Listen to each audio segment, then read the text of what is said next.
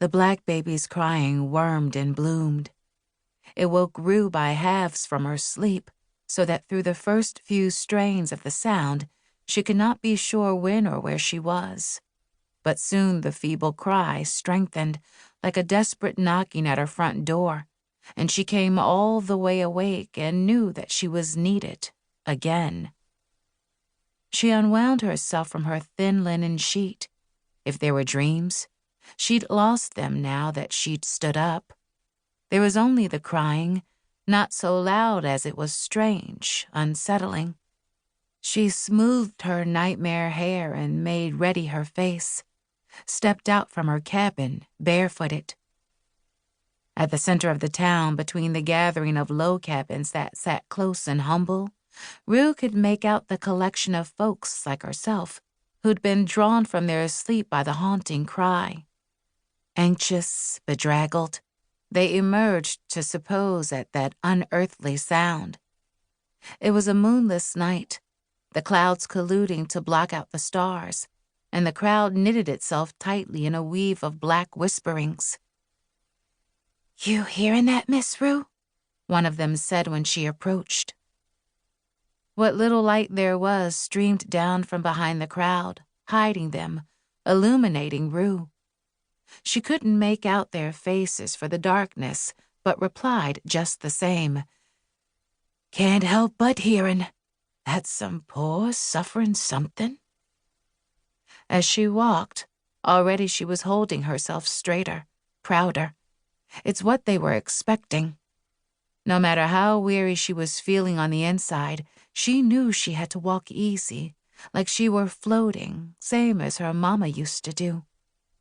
Rue's magic ought to be absolute, she knew, not come to them sleepwalking and unsure, or it wasn't magic at all.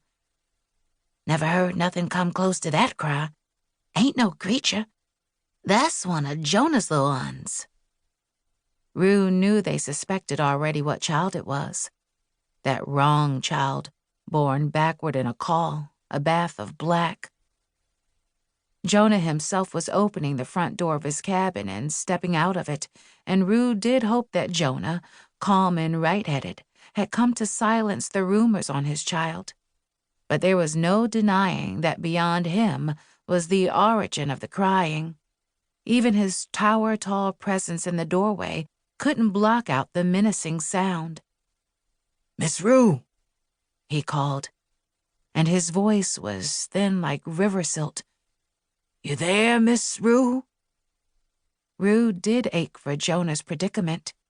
She answered, "I'm here." "Sarah's thinking the baby's took sick. She's wanting you to look him over." Rue stepped forward, took her time going up the few sunken down steps to the little porch.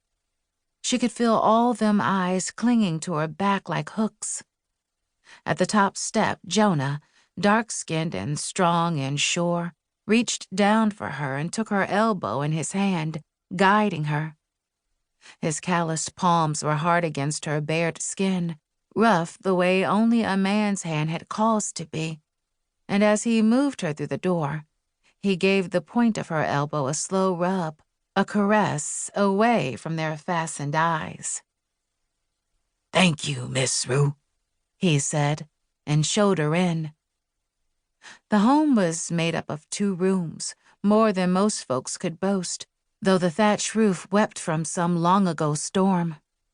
Rue followed Jonah to the front room's far corner where Sarah was knee-bent, washing the children. The tub was large enough to fit all 3 of Sarah and Jonah's little ones, but their elder boy and girl stood outside of it, naked but dry, waiting to be washed. Their faces were damp and ruddy beneath their high yellow skin, like they'd been crying but had exhausted that sorrow, left it to the baby to do the weeping for them. Inside the tub, the baby was on his back looking like a white island. The steam rose up from his skin in waves. He was crying. Lord, was he crying.